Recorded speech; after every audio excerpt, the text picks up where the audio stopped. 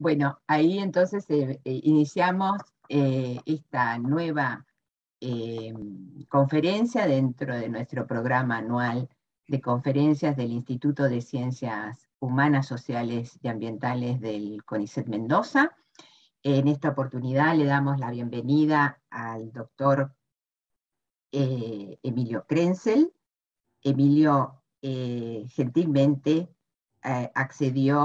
aceptó nuestra invitación para justamente compartir reflexiones en torno a un tema del cual es especialista.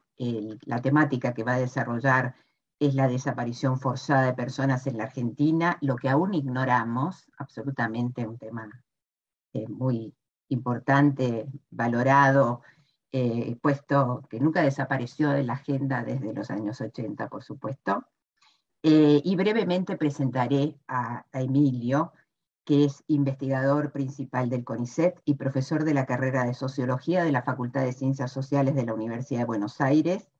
Dirige el grupo de estudios sobre historia reciente y memoria social del Instituto de Investigaciones Gino Germani. Es autor de numerosas obras, entre lo que se destaca el libro producto de tu tesis, Emilio, ¿no?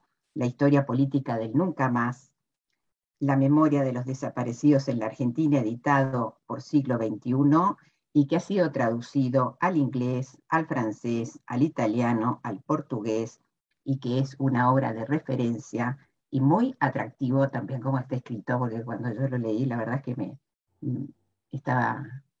Vos sabés que lo que me pasó, voy a hacer una infidencia, pero vos sabés que yo, cuando todavía era estudiante universitaria, seguía con atención los juicios por la tele.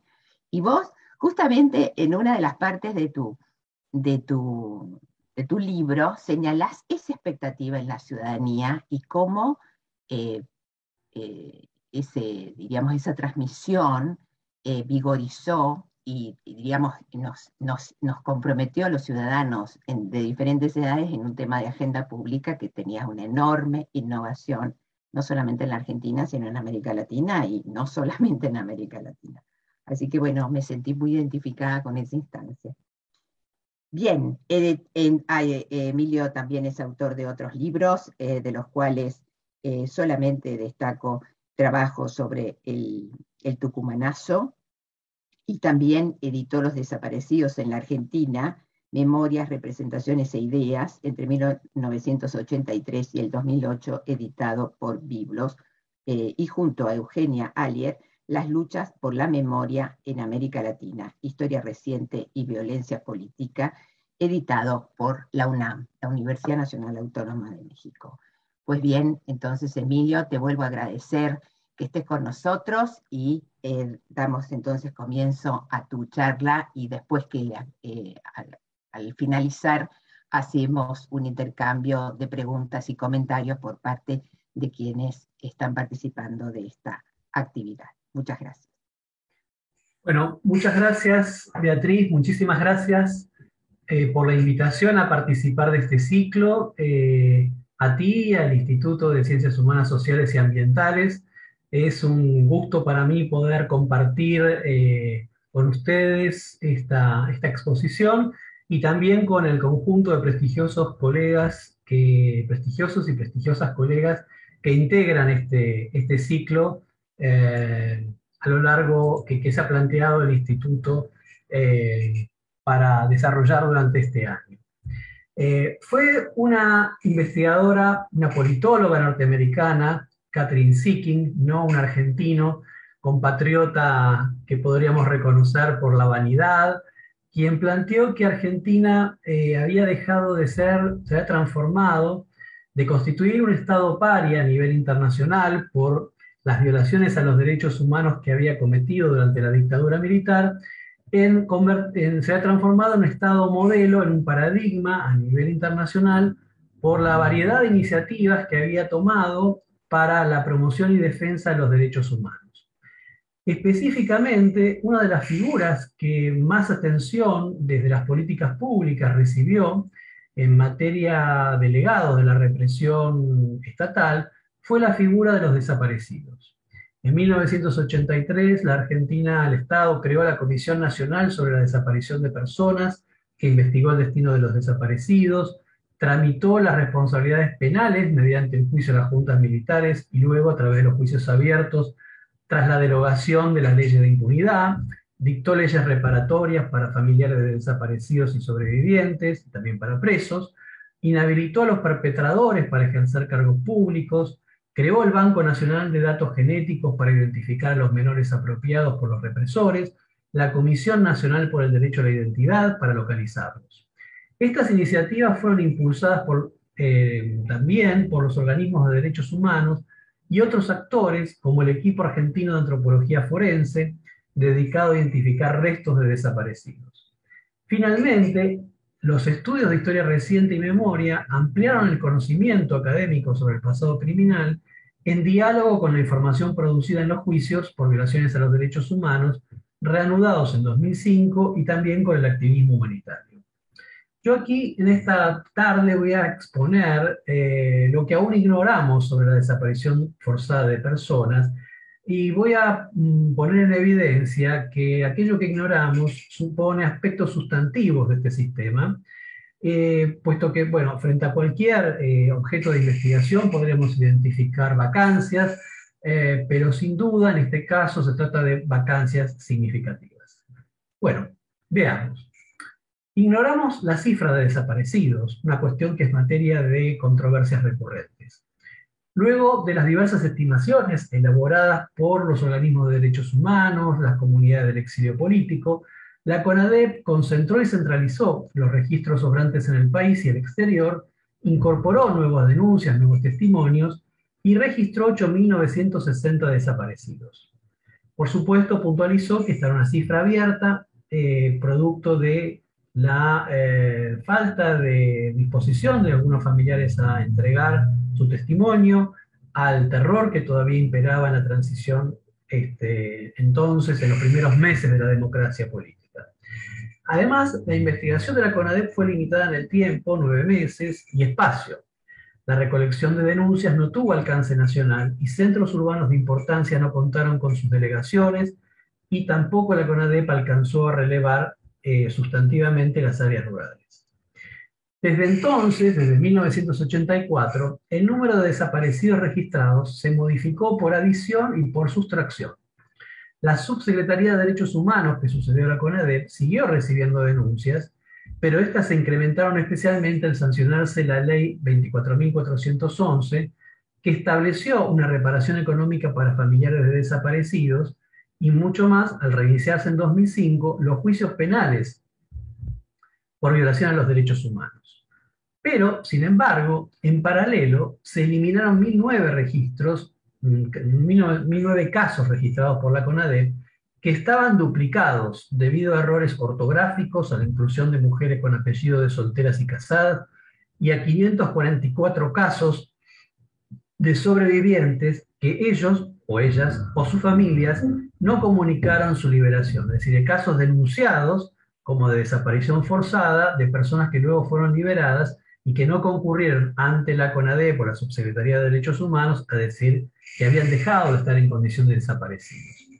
En 2015, según los últimos datos disponibles, el Registro Unificado de Víctimas del Terrorismo de Estado, elaborado por la Secretaría de Derechos Humanos de la Nación, contabilizaba 7.018 desaparecidos, 783 casos registrados por la CONADEP pero sin denuncia formal ante la Secretaría de Derechos Humanos, y 1.613 casos de asesinados.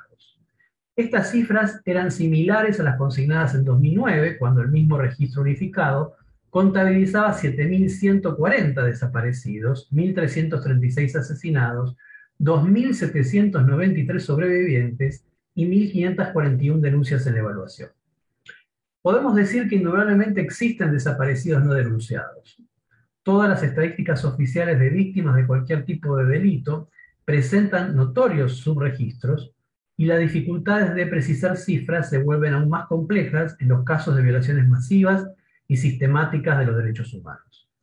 A estas dificultades se añade la especificidad de la desaparición forzada, los efectos prolongados del terror, la desconfianza en el Estado, las dificultades de simbolización y de acceso a instancias de denuncia de familias que viven en la pobreza y la década y media de impunidad que medió entre el indulto, 1990, y la reanudación de los juicios en 2005. Pese a estos factores, podemos decir que es improbable que los desaparecidos no denunciados alcancen la cifra emblemática de 30.000. Ello supondría un subregistro del 77% de los casos. Si asumimos que la mayoría de los desaparecidos eran militantes, es poco probable que no contaran con un compañero de organización, ya no con un familiar, que diera testimonio de su desaparición. En cambio, seguramente un subregistro significativo afecta la cifra de los sobrevivientes. Se trata de un universo compuesto en su mayoría por quienes sufrieron cautiverios breves, semejantes a los padecidos bajo contextos represivos previos. Por esa razón, muchos de ellos no inscribieron su experiencia subjetivamente como una desaparición o, en otros casos, por temor de quedar registrados como denunciantes o la imposibilidad de identificar a otros cautivos o perpetradores, desistieron de realizar la denuncia. Pese a que es improbable que el número de quienes permanecen desaparecidos alcance los 30.000, el universo de quienes transitaron en condición de desaparecidos incluye a quienes permanecen desaparecidos, esos 7.100 casos, y también a los sobrevivientes de los centros clandestinos, entre ellos a una buena porción, o a la gran mayoría, de los 12.000 presos que estuvieron a disposición del Poder Ejecutivo Nacional, los cuales, como decía, en una proporción considerable, estuvieron en condición de desaparecidos antes de ser legalizados, y también, podríamos agregar, al conjunto impreciso e incierto de casos no denunciados. Esta sumatoria compondría la cifra que aún ignoramos de las víctimas directas del sistema de desaparición forzada. Pero la ignorancia también involucra el destino de los desaparecidos. De casi la mitad, 46.6, se desconoce el lugar donde estuvieron cautivos. Del 87% no se dispone de información sobre su deceso, y solo del 9% se han logrado identificar sus restos. Por último, se ignora el número exacto de menores apropiados por los represores. No disponemos tampoco del perfil socioocupacional de los desaparecidos. Los instrumentos de recolección y clasificación de la información ocupacional que utilizó la CONADEP no estuvieron basados en criterios teórico-metodológicos científicos. Sus categorías no eran homogéneas y excluyentes, propiedad básica de toda clasificación, ya que incluían categorías ocupacionales, obreros empleados, ocupaciones concretas, abogados, periodistas o docentes, y calificaciones ocupacionales como profesionales. Es decir, un abogado es abogado profesional que también puede ser empleado de un estudio jurídico, con lo cual el caso puede caer en cualquiera de los tres grupos en los cuales la CONADEP clasificó a los desaparecidos. Igualmente, la CONADEP no consideró la conjunción de diversas identidades, por ejemplo, estudiante y empleado u obrero, que seguramente detentaba una porción de las víctimas. Esta clasificación, que está incluida en el Nunca Más, se canonizó como la representación social de los desaparecidos. Pero pese a sus evidentes limitaciones, no fue reexaminada aun cuando el Estado cuenta con instrumentos clasificatorios para hacerlo, o mediante una nueva recolección alternativa, esta última amenazada por el tránsito generacional. Es decir, en la medida que pasa el tiempo y no queden parientes, amigos, compañeros de militancia de los desaparecidos, esa información no va a ser posible de ser reconstruida. Esta información, junto al nivel educativo de los desaparecidos, permitiría precisar su perfil social. También, excepto para el caso de Córdoba, carecemos de trabajos académicos basados en información sistemática sobre los compromisos políticos de los desaparecidos que permitirían establecer la lógica política del sistema de desaparición forzada, la proporción de militantes encuadrados y de qué organizaciones hubo entre sus víctimas, relacionar esos datos con sus perfiles de clase, con la localización geográfica y el periodo institucional antes o después del golpe de 1976, en el cual desaparecieron. Esto permitiría discutir los argumentos que descartan el compromiso radicalizado de los desaparecidos, especialmente con las guerrillas, y la preponderancia tras el golpe de desapariciones que afectaron a militantes sociales ajenos a las organizaciones armadas. En todo caso, las teorías de la guerra antisubversiva y de los dos demonios podrían ser contrastadas con evidencia empírica.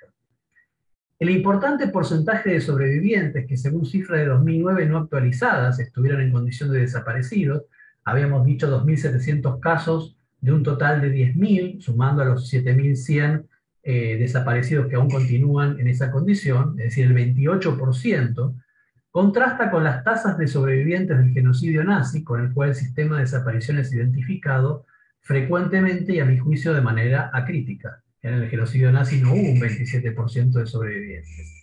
Incluso Francesca Leza, una investigadora del Centro de Estudios Latinoamericanos de Oxford, que va a publicar prontamente un libro sobre el Plan Cóndor por la universidad, por la editorial de la Universidad de Yale, registra 805 víctimas de este plan de coordinación represiva de la región, de las cuales el 52% sobrevivió, también una tasa superior de sobrevivencia respecto de los genocidios.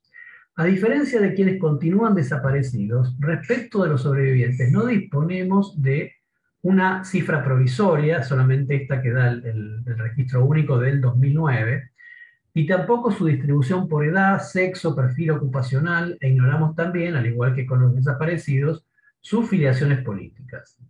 Tampoco disponemos de la distribución de sobrevivientes según centro clandestino de cautiverio y la fecha de sus liberaciones. Estos datos permitirían precisar las coyunturas políticas en las cuales se produjeron sus liberaciones, corroborar si fueron producto de una decisión coordinada entre las Fuerzas Armadas y analizar las razones políticas que impulsó la liberación de estos sobrevivientes. En ese marco, aún son escasos los trabajos que trascienden las consideraciones morales sobre las relaciones entre captores y cautivos en centros clandestinos. Asimismo, son escasas las contribuciones académicas que examinen críticamente la historia de las asociaciones de familiares de desaparecidos, la composición política y social de sus integrantes y los debates que signaron sus prácticas. Conocemos también poco sobre la variedad de tramas vinculares que asumió el procesamiento de las desapariciones al interior de las familias afectadas, en especial aquellas ajenas a la militancia de derechos humanos, las que no buscaron a sus parientes por responsabilizarlos a ellos y a sus organizaciones de su suerte, familias compuestas por victimarios y víctimas, hijos que rehúsan tener contacto con sus familias de origen a pesar de recuperar su identidad, familiares de desaparecidos que no se extraen sangre necesaria para cotejarla en función del ADN con los restos disponibles de desaparecidos para determinar la existencia o no de parentesco, o cómo otras familias procesaron el hallazgo de los restos. En ese marco, y pese a su importancia cualitativa, la memoria de las desapariciones entre los familiares de obreros desaparecidos ha sido escasamente abordada, al igual que las memorias locales, en especial en áreas rurales, sobre la desaparición. Ignoramos los efectos de las desapariciones forzadas en la subjetividad social de grupos sociales no encuadrados en organizaciones políticas, sociales o de derechos humanos. Los perpetradores componen también un universo desconocido. Ignoramos su cifra, se discute mucho de la cifra de desaparecidos, pero nada se dice cuántos fueron los perpetradores, la cual abarca no solo a los integrantes de las Fuerzas Armadas de Seguridad y policiales, sino también además a civiles, médicos, enfermeras, empresarios, sacerdotes, jueces, que estuvieron involucrados en el sistema de desaparición forzada. Esta cifra, notoriamente, no forma parte del debate público, como decía, recurrentemente ocupado por la discusión sobre la cifra de desaparecidos. Excepto por trabajos periodísticos y ciertas contribuciones académicas, el trabajo de Lee Payne, el trabajo de Mark Oziel, contamos con pocas historias de vida de los perpetradores que permitan establecer su perfil de clase, sus ideas y valores, y su vida antes y tras su participación en el sistema criminal. Concretamente, ignoramos los grados de su adhesión ideológica a la lucha antisubversiva, qué posibilidades reales tuvieron de desobedecer órdenes sin sufrir represalias, cómo jugaron la presión y o la competencia con el grupo de pares, la búsqueda de ascenso laboral, estatus y lucro personal. A escala internacional, diversas investigaciones sobre la Shoah habían revisado las tesis de Milgram, que explicaba la ejecución de actos crueles por la enajenación del criterio moral debido a la obediencia a órdenes emanadas de autoridades legítimas, y también las tesis de Hannah Arendt, los orígenes del totalitarismo, Eichmann en Jerusalén, que proponía la oclusión del sentido moral de la acción a partir de la integración de los perpetradores en una maquinaria burocrática o en un contexto ideológico que justificaba sus prácticas. Es decir, las investigaciones recientes demostraron que lejos de perder la capacidad de distinguir el bien del mal o estar sometidos a una coacción absoluta, los autores de actos criminales participaron con convicción ideológica y tuvieron capacidad de decisión y de reconocer las consecuencias y el sentido moral de sus acciones. Sin embargo, esto no ha sido investigado para el caso argentino. Desconocemos también cuándo y por qué las Fuerzas Armadas decidieron convertir el exterminio clandestino en política estatal. Por un lado, se han desenvuelto esfuerzos para examinar la genealogía represiva que desembocó en el sistema de desaparición a partir de la normalización de un estado de excepción, fundada en normativas y prácticas legales e ilegales, implementada incluso por débiles gobiernos constitucionales de la década del 60 y en especial por los gobiernos peronistas entre el 73 y 76. Por otro lado, existe una serie de proposiciones, todavía débilmente articuladas, que postulan la influencia de procesos políticos que se desencadenan entre el 73 y 76, entre ellos el impacto que causó en las Fuerzas Armadas la amnistía dictada por el gobierno constitucional peronista en el 73, tras la cual los presos renovaron sus militancias revolucionarias, la prevención de evitar denuncias similares a las que recibía a nivel internacional la dictadura de Pinochet en Chile, el probable rechazo vaticano e internacional a fusilamientos públicos y masivos, y las ventajas de un método de exterminio sin obstáculos legales. Pese a ello, es pobre nuestro conocimiento histórico sobre la elaboración de esta decisión y los actores que intervinieron en ella. Y finalmente, no contamos aún con una historia general de la implementación de este sistema, de los centros clandestinos, núcleos de la desaparición forzada, que trascienda la presentación enciclopédica que ofreció el Nunca Más. En paralelo, las responsabilidades criminales, políticas y morales de las corporaciones económicas, religiosas y políticas han merecido solamente de manera reciente atención, y otro tanto ocurre con las actitudes sociales de los llamados hombres y mujeres corrientes.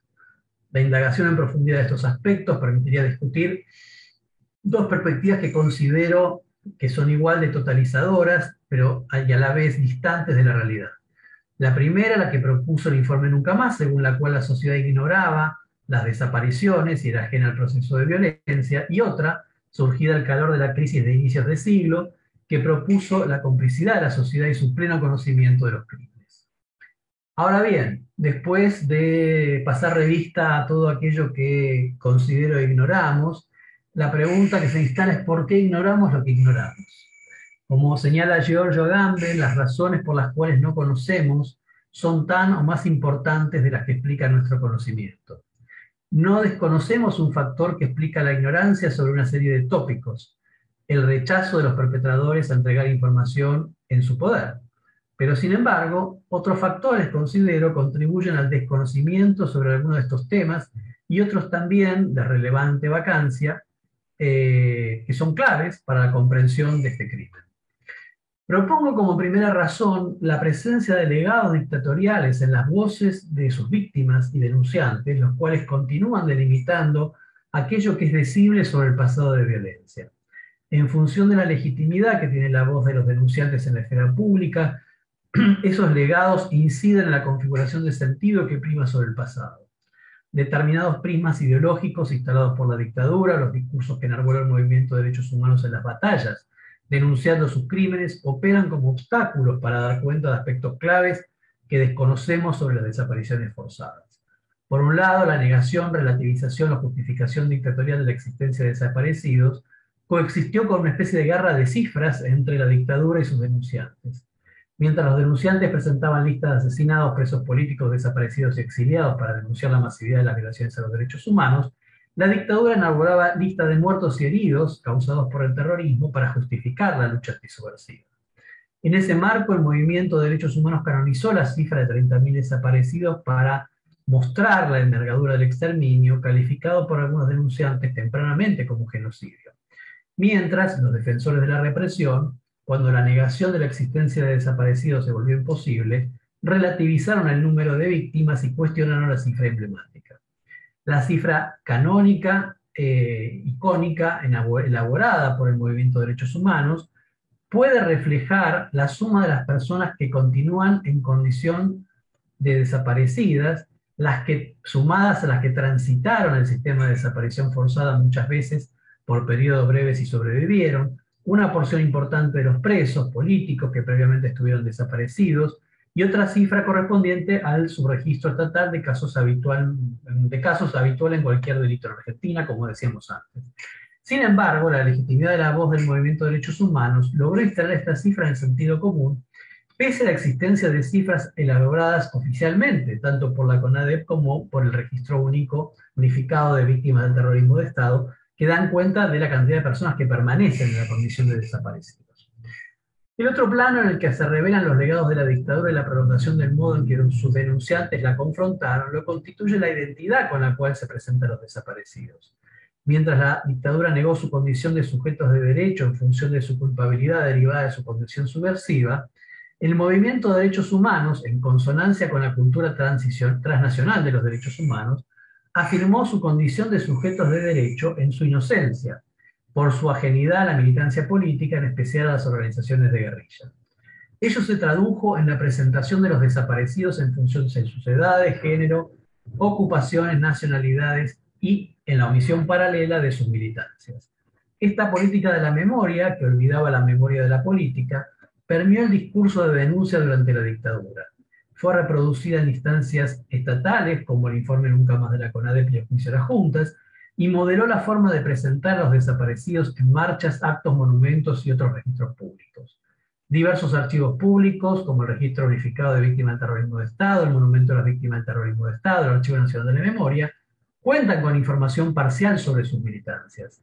Veladamente, la vigencia y aceptación de la culpabilización dictatorial, que justificó los crímenes de Estado, incluso en su carácter ilegal, en función de la culpabilidad de las víctimas, continúa obstaculizando la difusión de esta información. Pese a que en ciertas iniciativas del movimiento de derechos humanos se incluye la mención a la militancia de los desaparecidos, de forma predominante circulan en la esfera pública representaciones que reproducen la matriz del discurso humanitario, asociando sus identidades a las minorías sexuales, religiosas y étnicas, e incluso a aficiones futbolísticas, elecciones todas ajenas a la política. Ha aparecido hace unos años un libro llamado Los desaparecidos de Racing, que más allá de que incluyen las biografías de los 11, a modo de equipo futbolístico, desaparecidos hinchas o socios de esa entidad, bueno, los presenta en función de esa adscripción futbolística y no de sus militancias políticas. La insistencia en la desestimación de los integrantes de las guerrillas como víctimas de la violencia dictatorial, bajo el argumento que estas organizaciones estaban vencidas antes de producirse el golpe de Estado, contrasta con los trabajos de memoria, recordatorios en diarios, testimonios en juicios, discursos públicos, donde se menciona la militancia revolucionaria de los desaparecidos. En ese sentido, durante la dictadura se fue tornando predominante en las denuncias la deshistorización de los crímenes de Estado y la constitución del sistema de desaparición forzada a favor de la denuncia fáctica de las prácticas que comprometía. Las denuncias fueron tendiendo a proponer una correspondencia entre el ejercicio del terrorismo de Estado y la dictadura militar, dejando de lado la trayectoria represiva que asumió la lógica estatal en el país, y especialmente la emergencia regular de las desapariciones bajo el gobierno de la viuda de Perón. La emergencia en el discurso humanitario de la asociación entre crímenes y la imposición de un modelo económico regresivo de carácter neoliberal en el 20º aniversario del golpe, no incorporó, sin embargo, los antecedentes de esta política de ajuste durante el gobierno peronista que precedió a la dictadura. La pregunta por las responsabilidades sociales en la perpetración de las desapariciones fue desplazada de la agenda del movimiento hasta ese aniversario y comenzó a tornarse presente con la aparición de una nueva generación, la de hijos de desaparecidos, que interpelaron al Estado, pero también a la sociedad por su olvido y silencio. Sin embargo, las apelaciones al pueblo y a su resistencia, o bien las denuncias a la sociedad por su complicidad, eclipsaron, en ambos casos, las evaluaciones sopesadas sobre los comportamientos sociales en relación al sistema de desaparición y a la persecución política en general. También la voz del movimiento de derechos humanos y su lucha político-ideológica contra la dictadura y sus defensores explica la ausencia de cifras públicas de sobrevivientes del sistema de desaparición que incluyan datos sobre sus edades, sexos, perfiles sociales, los centros clandestinos de los cuales fueron liberados, las fechas de sus liberaciones y sus militancias políticas. En este caso, la ausencia de información pública y la imposibilidad de acceso a los investigadores a la información obrante en archivos oficiales se vincula al debate sobre cómo caracterizar la persecución política desenvuelta tras el golpe de Estado. Como señalé, la cifra de sobrevivientes contrasta con la de los genocidios, como el perpetrado por los nazis, con el cual se compara habitualmente al sistema de desaparición. La ausencia de información sobre los perfiles sociales y políticos de las personas que continúan desaparecidas y de los sobrevivientes impide también dar cuenta del carácter selectivo del exterminio. En paralelo, la carencia de información pública disponible sobre los centros clandestinos de los cuales fueron liberados los sobrevivientes y la fecha de sus liberaciones, impide establecer las razones políticas que guiaron la decisión de sus captores y resguarda la voz de los sobrevivientes que transfiere la explicación sobre las razones de sus liberaciones a los perpetradores. Una segunda razón que contribuyó a obstaculizar la elaboración de conocimientos sobre las desapariciones y los desaparecidos ha sido el predominio del paradigma jurídico penal para tramitar este crimen.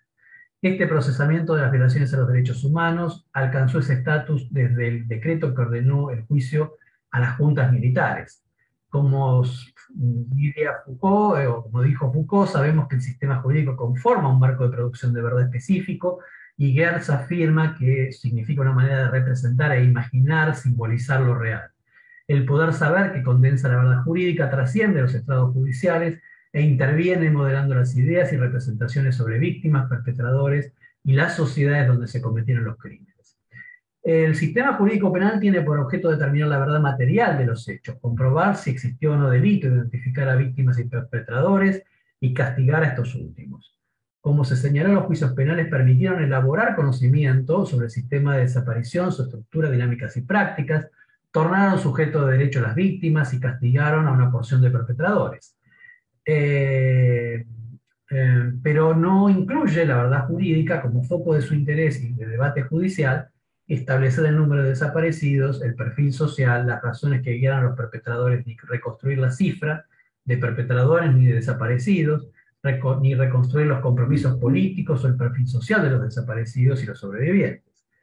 En este sentido, algunos autores han puesto en discusión la capacidad de los tribunales y del marco jurídico constituido en base a la lógica bipolar de culpabilidad e inocencia para comprender y procesar experiencias de violencia extrema fruto de conflictos políticos. El enjuiciamiento simultáneo de las juntas y de las cúpulas guerrilleras estableció en ese sentido una periodización del pasado que restringió a la dictadura la responsabilidad de la creación del sistema clandestino e ilegal de represión, con lo cual excluyó de análisis y de responsabilidad a la sociedad política y civil al postular una imagen vertical de este sistema de desaparición, proponiendo la responsabilidad exclusiva del Estado y a la sociedad civil como un nosotros, víctima como conjunto de esa violencia. Omitió entonces el carácter regular que habían adquirido las desapariciones durante el mandato de María Estela Martínez de Perón y simultáneamente las responsabilidades de partidos políticos, empresas, organizaciones sindicales, corporaciones religiosas y de los llamados hombres y mujeres comunes. Es decir, la verdad jurídica forjó una imagen estatalizada y militarizada del crimen. Incluso la sentencia del juicio de las juntas no consideró la responsabilidad que como órgano supremo le cabía a la junta militar y desagregó las responsabilidades por arma según la cantidad de casos individuales bajo la jurisdicción de cada una de ellas, dando lugar a incluso absoluciones. Con lo cual se morigeró la imagen orgánica, la responsabilidad orgánica de las juntas en el sistema de desaparición. Tras la reanudación de los juicios penales en 2005, los tribunales extendieron las indagaciones al periodo previo al golpe, por ejemplo, a través de la causa del Operativo Independencia, pero sin embargo, la sentencia de esta causa, operativo que empezó en febrero del 75 en la provincia de Tucumán, con el objeto de neutralizar y o aniquilar el accionar de la subversión, la sentencia decía, promovió la idea de que las Fuerzas Armadas se autonomizaron del poder político durante ese operativo, al interpretar la orden de aniquilar a la subversión, dictada por la viuda de Perón, como aniquilamiento físico.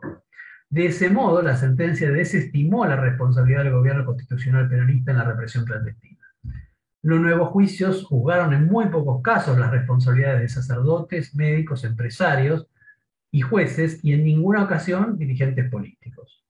Estas limitaciones potenciaron el papel del paradigma jurídico en la configuración de una representación del crimen ajena a la contextualización histórico-política que permitiera explicar conflictos e intereses que produjeron la escalada represiva y específicamente la implementación de este sistema.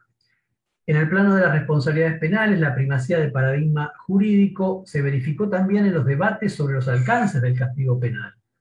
Esto se puso de manifiesto cuando Alfonsín dictó la Ley de Obediencia Debida, y el movimiento de derechos humanos, y mientras el movimiento de derechos humanos venía reclamando, ya desde 1982, el juicio y castigo a todos los culpables. Eh, la discusión sobre la obediencia debida en realidad no se sostuvo en la investigación concreta de los márgenes de autonomía y libertad que tuvieron los distintos estratos de perpetradores para cometer o participar de las prácticas criminales. Es decir, el debate se basó únicamente en las metas que sostenía tanto el gobierno de Alfonsín como las organizaciones de derechos humanos sobre los alcances del castigo. En el caso del gobierno de Alfonsín se trataba de enjuiciar solamente a las juntas militares, y por eso, incluso el espíritu de la ley de obediencia debida tuvo un fuerte carácter dogmático.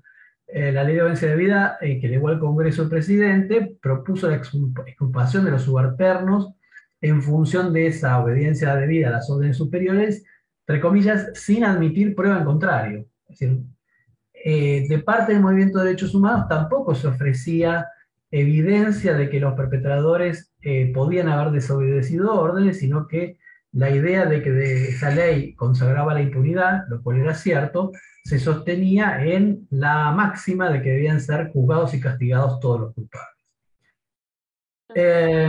Este debate reapareció en el marco de los juicios penales recientes. Vuelvo a citar la causa del operativo Independencia, cuya sentencia justificó bajo el principio de error de prohibición, que es el mismo concepto de la obediencia debida, esto es entender que los subordinados desconocían o no habían podido comprender el carácter ilegal de las órdenes superiores y eximiéndolos por ello de sanciones penales. Es decir, este principio vuelve a reaparecer aún en juicios penales recientes. Y este principio, en el caso del operativo de Independencia, se utilizó en el caso de que las víctimas eran militantes de la guerrilla, afirmando que entonces los subalternos podían haber obrado como creyendo que las órdenes eran lícitas debido a la identidad de las víctimas. Este regreso a la justificación de la obediencia debida, bueno, por supuesto recibió el rechazo del movimiento de derechos humanos, pero la discusión otra vez, nuevamente, se circunscribió, se limitó a los efectos de este principio en los alcances del castigo. Finalmente, el predominio del paradigma jurídico afectó la presentación de los desaparecidos, puesto que el juzgamiento simultáneo de las cúpulas guerrilleras y las juntas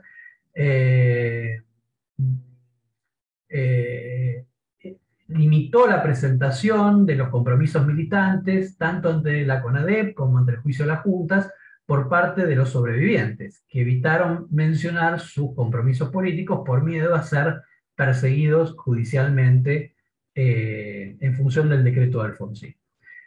Así, la escena judicial reprodujo los límites a la condición de sujeto de derecho establecidos por la dictadura, porque parecía que la militancia obraba como certificado de culpabilidad. En función de ello, los tribunales recubrieron a los desaparecidos y a los sobrevivientes con el manto de la inocencia como condición para ser admitidos en el reino de la ciudadanía. Esta representación, como decía antes, trascendió los tribunales, se reprodujo en actos, movilizaciones, libros y películas. A partir de 2005 hubo en el contexto de revalorización de la militancia de los años 70, en ciertos juicios se explicitaron estas militancias. Sin embargo,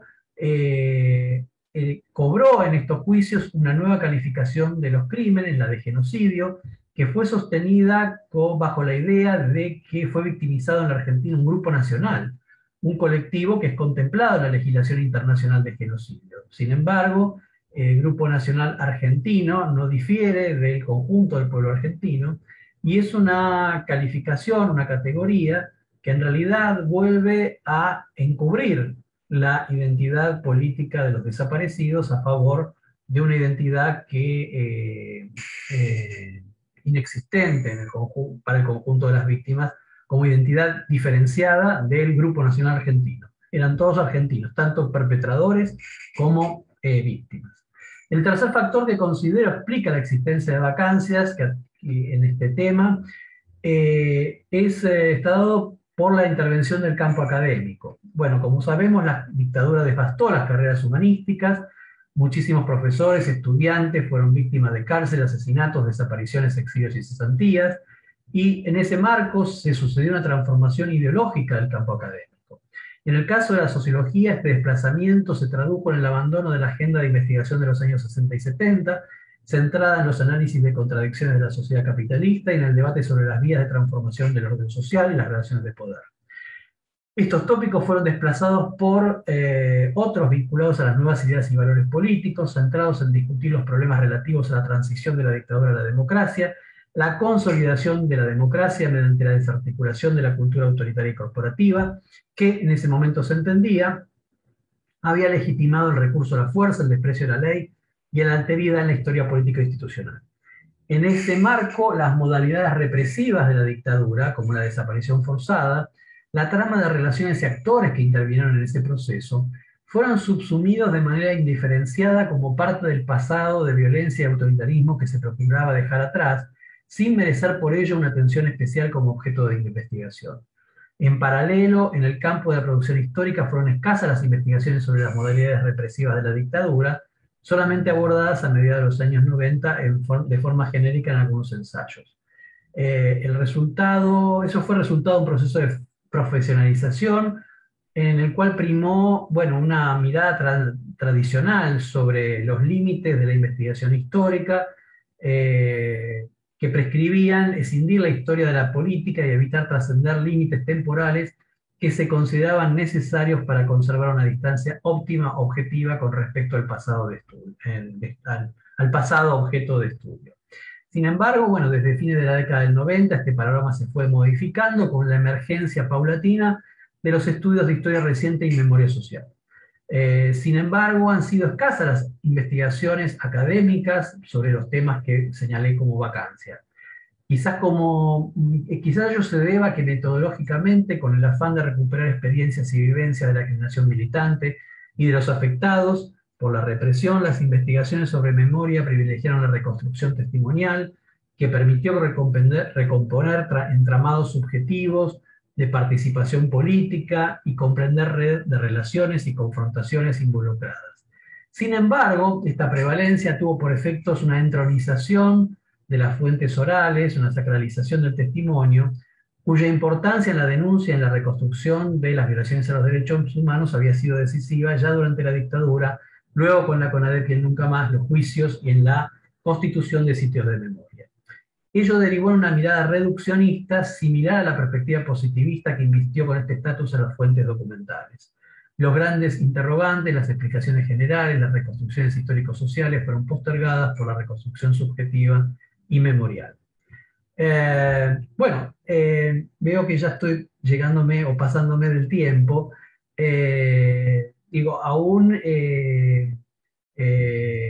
También la voz académica se vio desafiada por los marcos de lo decible en un escenario donde ciertas categorías, nociones y elaboraciones simbólicas propuestas por los afectados, los organismos de derechos humanos, los familiares, recibían las denostaciones y cuestionamientos de perpetradores de los crímenes y sus allegados. De ese modo, la investigación académica surca entre la empatía y la distancia óptima para la investigación. Es decir, este examen de las vacancias forma parte de un universo de problemas y temas que está tensionado por la empatía con el movimiento de derechos humanos y la confrontación con los discursos de los justificadores y negadores de los crímenes. Y ello, como dice Sergio Wisakowski, contribuye, para otros casos, contribuye a la reproducción de ciertas verdades sagradas, consagradas, diría por las voces nativas, en este caso específico por el movimiento de derechos humanos.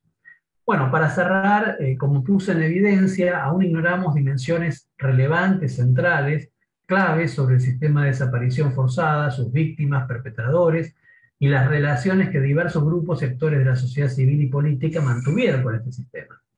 Aquello que ignoramos es fruto del proceso de conocimiento, y es lo que también impulsa la voluntad de saber. Lejos de la ilusión positivista que deposita la expectativa de que el conocimiento baste para prevenir similares experiencias de violencia extrema, cabe preguntarse, me pregunto, si es posible sostener, si ignoramos estas cuestiones medulares, con fuerza el nunca más. Muchas gracias.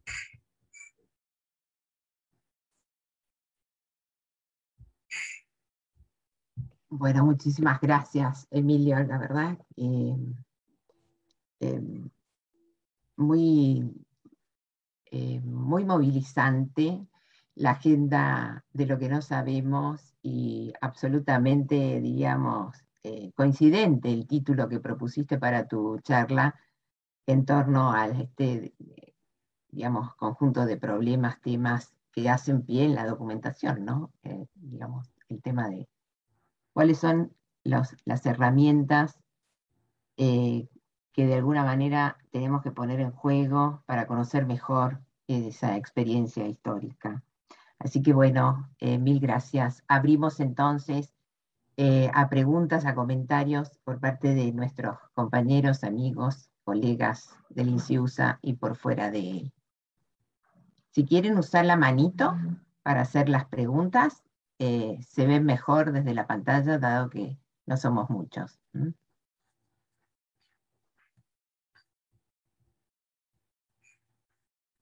Lourdes, tienes la Hola, palabra. ¿qué tal?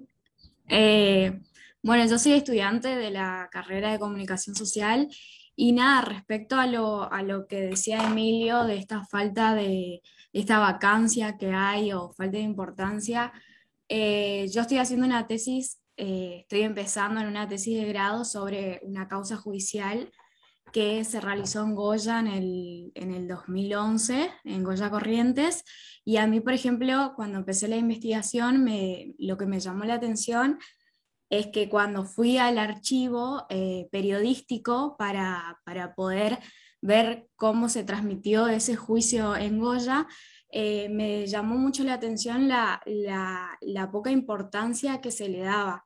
Y justamente no sé si por alguna posición del diario, pero por una cuestión de el espacio, digamos, de los titulares y la poca profundización de la causa, siendo una de las causas, por ejemplo, una de las, sí, la tercera causa que se realizó en la provincia y bueno, en la que justamente los testigos difundieron la magnitud, digamos, de la dictadura, de la represión vivida en la localidad, digamos. Y que, por ejemplo, en mi facultad tampoco, por ejemplo, encontré por ahí directores o profesionales que me ayudan en este campo, digamos. Entonces ahí veo por ahí esa vacancia en el campo que hay, digamos. Eso quería comentar respecto de lo que... A esto tuve que acudir justamente por esta poca profundización en los diarios a los archivos judiciales, donde ahí realmente uno puede comprender la historia de ese momento. Si no, es como poco, digamos, entendiendo que los medios de comunicación también son actores importantes al momento de difundir esta historia, digamos, y de construir también. Eso. No sé si, qué mecánica usamos, digamos. Como vos prefieras, si querés, podemos reunir Sí, varias mejor. intervenciones y después das una respuesta unificada. eh, no tenemos muchas reglas fijas en torno a esto. Sí, mejor. Sí, sí. Sí, sí, bueno, sí, hay preferencias. No sé si hay alguna otra, si no hay alguna otra. Así, ahí está Laura Rodríguez Agüero. Entonces, Laurita, te doy la palabra. Gracias, Beatriz. Hola a todos y todas. Hola, Emilio. Entré 7 minutos tarde, pero se fue que fuiste rapidísimo porque vi que me perdí un montón, me costó engancharme. Em, Muy interesante tu exposición. Tenía algunas dudas que no sé si tienen que ver con estos 7 minutos que me perdí, fuiste volando, pero no tengo dudas que hay áreas de vacancia y todavía hay mucho por investigar y por decir, ¿sí? Sobre este tema. Creo que de hecho es un tema inagotable en un punto. Em, pero sí quería comentar en realidad que tengo como una percepción un poco distinta a la tuya en relación a algunos puntos que señalaste. Por ejemplo, en el último que señalaste sobre ciertas vacancias en el campo académico. Quería saber si podías por ahí profundizar un poco más.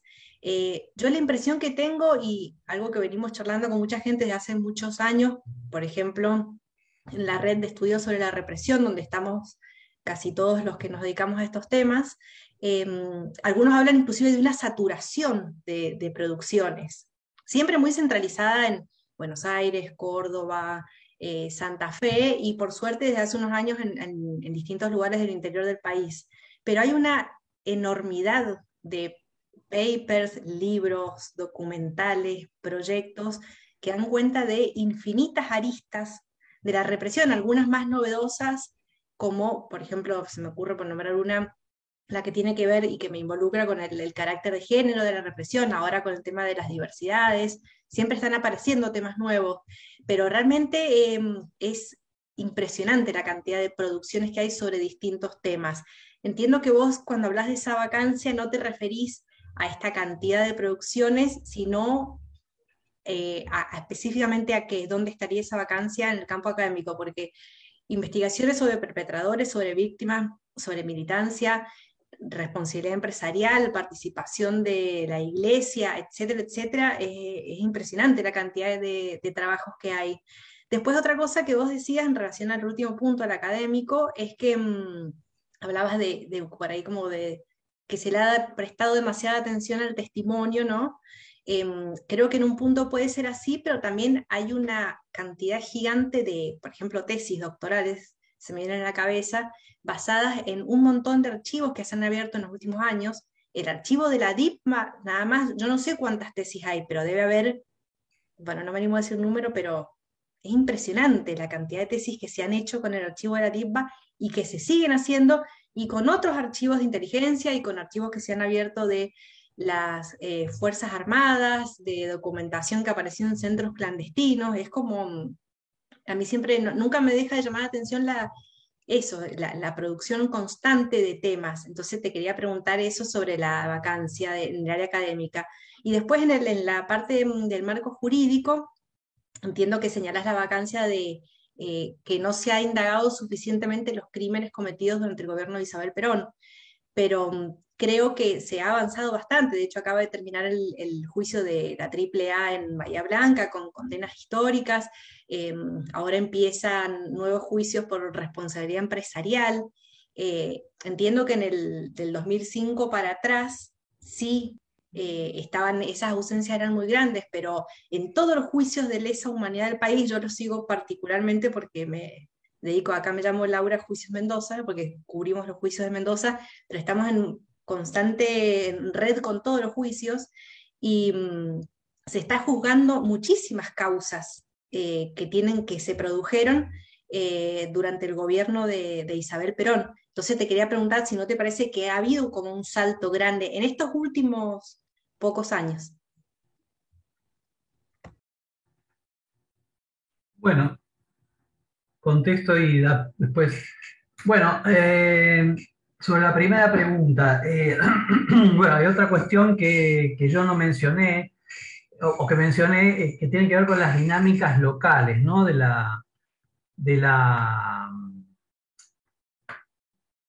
Tanto de la represión como de las memorias locales de la represión, ¿no? Que por supuesto difiere según el territorio, el lugar, la localización, y bueno, no solamente la envergadura que tuvieron las violaciones a los derechos humanos, específicamente la desaparición forzada en ese lugar, sino en la configuración político-ideológica. En Corrientes, por ejemplo, está el juicio al propietario de Las Marías, que fue absuelto en condiciones de un juicio desarrollado prácticamente en la propiedad del acusado, y siendo el acusado, digamos, siendo Las Marías, digamos, dueña y señora de la vida de Virasoro, el pueblo donde se desarrolló el juicio, ¿no? Por lo cual las posibilidades, el impacto, ¿no? de los hechos varía según el escenario político. Bueno, a ver, lo que yo digo es que en realidad lo que que desconocemos cuestiones claves de este crimen. Es decir, yo no conozco ningún libro que presente de manera general y que analice las militancias políticas de los desaparecidos. Es decir, no hay libros sobre las militancias políticas de los desaparecidos, analizadas en función del periodo en que ocurrieron, que den cuenta de los compromisos de los desaparecidos, y hay clichés, digamos, que la guerrilla estaba vencida y que las víctimas fueron miembros de movimientos sociales a partir del golpe, y esa es una idea instalada que no se comparece con la realidad. Tampoco tenemos trabajos sobre el perfil social de los desaparecidos. La única dato que tenemos es el de la CONADEP, que, como dije, estructuró la clasificación con categorías que no son mutuamente excluyentes: abogados, profesionales, empleados. Un abogado pues, es profesional y es empleado de un estudio jurídico. No disponemos de un perfil social de los desaparecidos. La categoría empleado es muy vaga también, cuando no se la cruza por rama de actividad, etc. No se dispone tampoco de estas informaciones para los sobrevivientes, de los cuales no tenemos ni siquiera publicado en la página del Registro Unificado de Víctimas de Terrorismo de Estado su número. No sabemos el perfil social de los sobrevivientes, el perfil político, de qué centro clandestino fueron liberados, cuándo fueron liberados, lo que permitiría establecer si eso obedeció a una política general de las Fuerzas Armadas. Es decir, la idea de que los sobrevivientes son los de la ESMA porque Macera tenía un proyecto político, bueno, en realidad es falsa. Encontramos sobrevivientes y consejos o staff de sobrevivientes en todos los centros clandestinos, sea que dependieran del segundo cuerpo de ejército, del tercer cuerpo, de la Policía Federal, de la Marina, etc. ¿Cuándo fueron liberados? No sabemos, con lo cual no sabemos si eso obedeció a una política general, en determinada coyuntura política, etc. No tenemos su perfil político ni su perfil social. Sobre los perpetradores, bueno, tenemos trabajos que analizan las asociaciones que defienden a los perpetradores. Tenemos algunas biografías periodísticas, la de Seoane sobre Videla, la de Uriarte sobre Macera, una autobiografía de Menéndez, lo que hizo Berbisky con Silingo, Peregrino Fernández, la declaración ante la CADU en la dictadura, pero un análisis de los perpetradores como universo. ¿Cuántos fueron? No sabemos. ¿Qué convicciones tenían en términos generales? Un análisis por estrato, tampoco. Si la obediencia debida es un argumento o no, se discute en términos jurídicos en función de la meta de juzgar a todos o de que, no, juzgamos solamente a la Junta, es decir, y sobre las relaciones de la sociedad política, por ejemplo, no hay ningún libro que yo conozca sobre partidos políticos y dictadura, es decir, que analice a los partidos políticos tradicionales en relación a la dictadura, no solamente a la dictadura, sino específicamente respecto a la desaparición forzada. Con esto no digo que no sabemos absolutamente nada, pero digo, hay una cantidad de elementos que, si no sabemos quiénes eran los desaparecidos en términos sociales y políticos, tampoco los sobrevivientes, tampoco tenemos idea de los perpetradores, de qué fracciones sociales provenían, cuáles fueron sus ideas, cuál fue su vida previa y su vida posterior. Sí, como que conocemos bastante poco de los actores que intervinieron en esa trama. Y creo que estas cuestiones tienen que ver con perspectivas quizás más generales sobre la desaparición.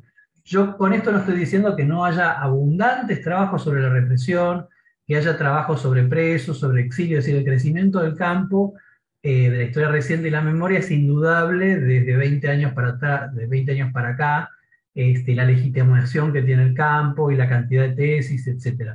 Ahora, sobre estas cosas yo no conozco trabajos. Entonces, sobre la desaparición forzada, que fue la figura emblemática de la dictadura, que fue abordada por una comisión de la verdad como la CONADEP, que fue motivo del juicio de las juntas militares, que es motivo de innumerables juicios, etc. Bueno, tenemos muy poco. Además, digamos, cuando se piensa qué es lo que ignoramos, se piensa cantidad de desaparecidos, que nos den las listas, y dónde están los restos y dónde están los menores apropiados. Parecería que esa es la única verdad que falta por resolver y saber. Y sin embargo yo digo, bueno, acá hay una cantidad de cosas que son básicas de los actores centrales de esta trama que no conocemos. y que sería importante saber, porque permitiría discutir ciertas tesis, como la idea del genocidio, cuando el Registro Unificado de Víctimas del Terrorismo de Estado muestra que hubo de 10.000 desaparecidos, 2.700 sobrevivientes. Cuando una investigación reciente como el Cóndor de Francesca Lesa, que se va a publicar el año que viene, muestra que en la mitad de las víctimas del Cóndor sobrevivieron. Con la secretaria, la pregunta no hay una mierda, no hay vasos, no hay copas, no hay mesa, no hay tableta. Ahí hay alguien que tiene el micrófono abierto. Es problemático porque es acá el edificio de enseñanza, entonces hay que pedirle a los ordenanzas que las bajen. Hay alguien que tiene... Sí, espérate, lo vamos a ocultar. Sí, lo hablé, lo llamé por teléfono, lo fui a ver otra vez y no me manda las cosas. Ah. Dice, estoy muerto, dice, qué raro, ya está re mal. Espérate. Ahí está. ¿Se ocultó? Sí, digo, no sé, me parece que pese a ese crecimiento indudable, a una cantidad de aportes, estas cuestiones son fundamentales, que no se han investigado, no, y trato de pensar por qué, y creo que hay una, se puede pensar la ignorancia como lo que falta en función de un camino lineal de acumulación de conocimiento, o también se la puede pensar como parte del proceso de construcción de conocimiento, que el proceso de construcción de conocimiento elige determinados caminos que van dejando de lado objetos de investigación y se centra en otros, construye conocimiento sobre otras cosas, pero sobre estas cuestiones, y hay cuestiones sobre las cuales si no hay investigación pronto van a ser imposibles de ser reconstruidas. Digamos, el perfil social de los desaparecidos. Y bueno, estamos en un proceso de tránsito generacional, los familiares, las relaciones sociales están grandes o están muriendo y son aquellos que pueden aportar datos para reconstruir ese perfil social. Lo mismo con el perfil político. No hay un libro sobre eso. A diferencia de la reconstrucción de la identidad política que sí hay en las investigaciones de otros países, Uruguay, Chile, por ejemplo. Para el caso argentino yo solamente conozco el trabajo de Romano de Córdoba, donde presenta un listado de los desaparecidos de Córdoba con sus compromisos políticos, pero del resto del país no. Y ahí estos clichés, digamos, del genocidio, de la cuestión de la guerrilla vencida antes del golpe, excluye del universo de desaparecidos a esa militancia. Digo, pero son ideas que se han ido como afirmando sobre un sentido común, pero que no resisten, digamos, no están sostenidas en una base empírica que permita decir, bueno, es así, o se afirman en esto. Ok. Gracias, Emilio. ¿Hay alguna otra pregunta? ¿Comentario? Bueno, sí, mientras algún otro, voy a hacerla yo. ¿Cuál es tu hipótesis en relación? Dijiste una expresión realmente muy importante en torno a la política de la memoria que olvida la memoria de la política. Tomé nota, ¿no? ¿A qué atribuís, diríamos, ese proceso selectivo de memoria que diríamos, que hace poco, que no pone sobre la mesa el tema de las identidades políticas en este caso y sus militancias? Porque es algo que también señala Besetti, ¿no? Sí, bueno, fue un proceso que se se forjó en la dictadura cuando la dictadura limitaba la condición de sujeto de derecho a los inocentes, es decir, y excluía de esa condición a los culpables de su versión. La respuesta del movimiento de derechos humanos fue, no, eran inocentes, eran los mejores trabajadores, los estudiantes más abnegados, los hijos ejemplares. Bueno, en un contexto de terror en el cual enarbolar los compromisos políticos de los desaparecidos suponía exponerse a la represión y a la vez limitar las capacidades de convocar la empatía de quien pudiera escuchar esas voces. Ahora, esta perspectiva luego se cristalizó en el Nunca Más cuando se oficializó esa presentación de los desaparecidos, que excluía a la guerrilla en el prólogo, dice, pocos llegaban vivos los miembros de las guerrillas porque morían en enfrentamientos, se suicidaban antes de llegar a los centros clandestinos, y luego en el corpus del informe donde se excluye o se omite la militancia política directamente. Esta presentación se volvió a reiterar en el juicio de las juntas, y yo explico o trato de explicar que de algún modo el contexto de judicialización que incluyó la persecución de las cúpulas guerrilleras y no solamente de las cúpulas, influyó en el silenciamiento de esas militancias y esos compromisos. Esto se fue modificando desde el 20º aniversario del golpe y mucho más desde 2003 para acá. Sin embargo, sigue predominando una representación de los desaparecidos fuertemente anclada en las ascripciones de diversa índole. Su pertenencia a la comunidad judía, su pertenencia a determinada identidad sexual, su pertenencia a la caja de ahorro y seguro, a ser abogado, periodista, hincha de Racing, digamos, los desaparecidos de Racing. Es decir, que por un lado tienen esas formas una capacidad de convocar audiencias amplias, porque cuando se hace un acto por los abogados desaparecidos, este acto interpela la identidad profesional de los abogados, y con eso, bueno, o los estudiantes secundarios, bueno, pero sin embargo, prolonga esa obturación de la presencia o mención de la militancia política, que a mi juicio fue la razón de la desaparición. Bueno, en este sentido, ha habido contribuciones que han desmistificado, pienso el trabajo de Insausti sobre los homosexuales desaparecidos, el trabajo, la tesis doctoral de Manuel Kant sobre la comunidad judía, que discute la idea de la especial victimización de la comunidad judía durante la dictadura, cosa que no. Manuel muestra, por el contrario, el florecimiento de la vida comunitaria judía durante la dictadura, lo cual discute la tesis de Daniel Feierstein sobre el nazismo de la dictadura argentina, y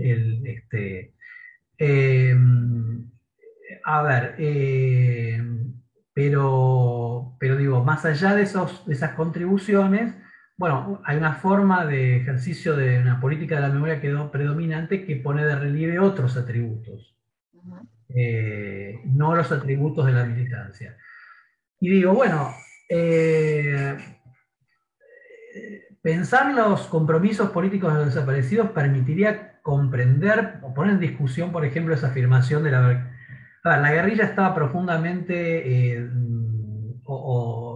diezmada al momento del golpe de Estado, pero sin embargo pensaba que el golpe de Estado abría una perspectiva aventurosa, que en realidad despejaba el obstáculo del gobierno de Isabel Perón, que ahora la guerra contra las Fuerzas Armadas se iba a tornar en guerra popular, el pueblo argentino iba a entender que ahora ese era el enemigo, y siguió combatiendo. Por lo menos el juicio por la contraofensiva habla de 1980, no del 24 de marzo. Entonces, y buena parte de las víctimas, lo podemos ver en los recordatorios de página 12 a diario, ahora sí se menciona en muchos casos la militancia guerrillera. Entonces, decir que a partir de que la guerrilla ya estaba vencida y que fue una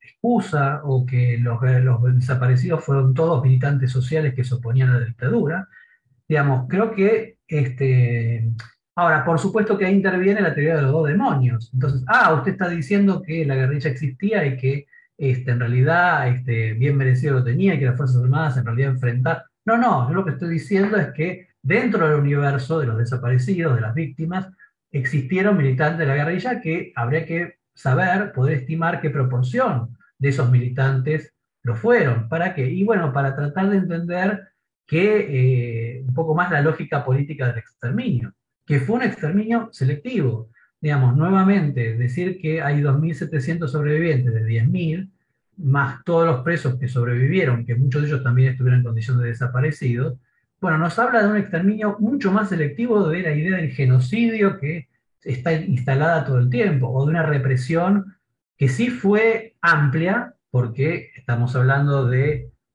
un número difícil, también complejo de estimar, de exiliados, 12.000 presos políticos, los desaparecidos, los sobrevivientes, insiliados, cesanteados, etcétera, etcétera, etcétera. Fue una represión amplia, pero dentro de esa amplia persecución hubo una política selectiva de exterminio.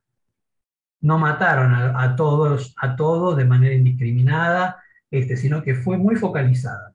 Entonces, instalaría ese estudio una imagen más realista de la represión. Porque digo, y eso nos falta eso, nos falta saber el carácter de clase de los desaparecidos. Entonces, si no sabemos el carácter de clase de las víctimas, su orientación política, lo mismo de los sobrevivientes, de los perpetradores sabemos poco y nada, más de las asociaciones que los defienden ahora que de los cambios que hubo del 83 para acá, que yo discuto si fueron demasiados, como se propone algún trabajo establecer. Digo, más allá de eso, sabemos poco también. ¿Cuántos fueron los perpetradores? Ni idea. Y así uno podría empezar a señalar cuestiones básicas y centrales que no conocemos. Y ahora yo lo que traté de hacer es pensar, bueno, ¿por qué no conocemos? ¿Por qué no conocemos? Y no es porque los militares no entregan los archivos, no nos dan información. Hay una cantidad de información que está disponible, que está en los archivos, y no sé, bueno, todos sabemos las dificultades que tenemos para trabajar, por ejemplo, en el Archivo Nacional de la Memoria, históricas, para acceder a información. Bueno, ¿por qué? Porque bueno, hay una agenda política todavía en curso, política, mediática, judicial, que hace que determinadas cuestiones sean sensibles y sean, digamos, información sensible que no circula públicamente.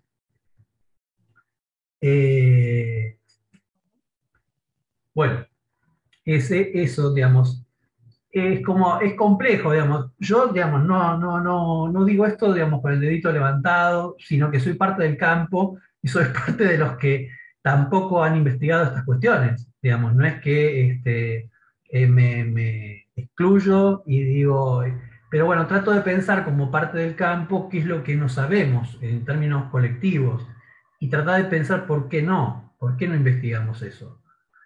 Bueno, por supuesto hay diversos obstáculos, pero también hay que pensar, creo, el proceso de conocimiento en su carácter dialéctico. Produce conocimiento y a la vez produce ignorancia. Es decir, se dejan de lado unas cuestiones. Bueno, las vacunas, bueno, se pensó que ya no, que eran insignificantes los virus estos, y después de la H1N1 se dejó la investigación, porque se dedicó a otra cosa. Lo que interesa a la industria farmacéutica y bueno, es otra cosa. Ahora se instala una pandemia, entonces se está hablando de una vacuna triple que va a poder atender a todas las gripes o la diversidad de gripes. Bueno, porque se instaló como problema esto.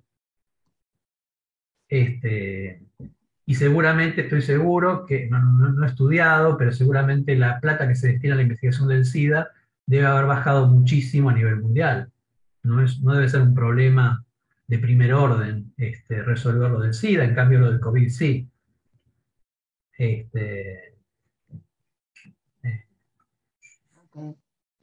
Gracias, Emilio. No sé si hay alguna otra inquietud, comentario, preguntas. Yo, si no hay nadie, digo una cosa cortita más. No, dale, por supuesto, si esto es una conversación. No levanté la mano.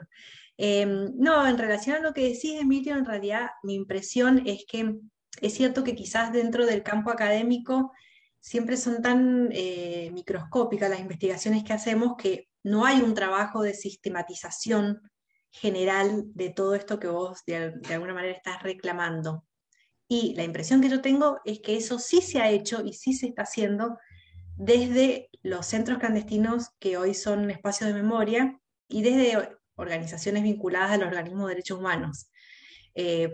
Cito el caso de Mendoza, por ejemplo, las que trabajamos con Merce estamos en el ex-D2, y esa tarea que vos decís, la hemos hecho y la estamos haciendo. De hecho, hace 15 días presentamos, a partir de unas prácticas de estudiantes y de trabajo que venimos haciendo hace años, los gráficos con pertenencia de clase, adscripción política, etc. Y no somos las únicas que lo hemos hecho. Eso se está haciendo en todos los lugares de memoria de Argentina. Nosotros, a partir de los juicios de lesa humanidad, pero como proyecto de universidad y de organismos, en realidad más de organismos, hemos hecho la reconstrucción de las historias de vida de todos los desaparecidos y desaparecidas de las causas que se tratan, donde están sus adscripciones políticas, todo esto que vos decís, eso está hecho. Lo que pasa es que me parece que está hecho más desde el movimiento de derechos humanos y no desde la academia, donde no ha habido un trabajo de sistematización. Te quería decir que esa es la impresión que yo tengo. Igual creo que es cierto que es necesario, sería bueno que en algún momento del campo académico pueda haber una mirada más general, ¿no? Y salir de cuestiones tan circunscriptas a temas tan chiquitos. Pensaba cuando hablabas también, por ejemplo, se me vienen mil ejemplos a la cabeza, nombro uno. Hay un libro de todos los campamenteros desaparecidos y desaparecidas, toda la gente de la militancia cristiana vinculada a la teología de la liberación, que participó de los campamentos universitarios de trabajo, que está desaparecida, que son muchísimas. Hay un libro donde está reconstruida la historia y la militancia social y política, partidaria y guerrillera de cada una de esas personas. Insisto, creo que hay infinitas producciones. Puede ser que están dispersas y en general las sistematizaciones han sido más preocupación del campo de la militancia de derechos humanos y no de la academia. Con Mercedes hace unos años participamos en un proyecto de Daniel Feierstein donde él está haciendo esta sistematización. Nosotras con otra gente nos encargamos de Mendoza, un trabajo que está en suspenso, porque bueno, él justamente también señalaba esta misma, esto de tenemos que mostrar números, ¿no? Porque los números han sido un problema en Argentina. Pero bueno, eso nada más quería decir, que por ahí mirar hacia las organizaciones de la sociedad civil en búsqueda de sistematizaciones me parece que va por ese lado. Y como decimos, información hay muchísima disponible. A partir de los juicios está todo. Cualquier persona que quiera investigar sobre el tema tiene a disposición toda esa información. No, sin duda, digamos, por ejemplo, el trabajo de María Soledad Catogio sobre las víctimas del clero, es un trabajo también interesante para pensar la lógica específica de la represión entre los militantes católicos, y hay procesos de reconstrucción parcial de las identidades políticas, es decir, yo lo que digo es que no hay un trabajo general, y que lo que circula son representaciones de los desaparecidos que no tienen nada que ver con las razones de su desaparición.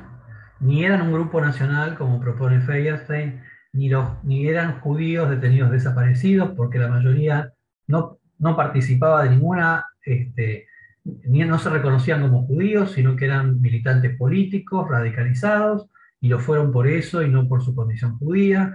Ni fueron homosexuales desaparecidos, perseguidos. El trabajo de Insausti, de Santiago Joaquín Insausti, muestra, digamos, que no fueron tampoco una persecución.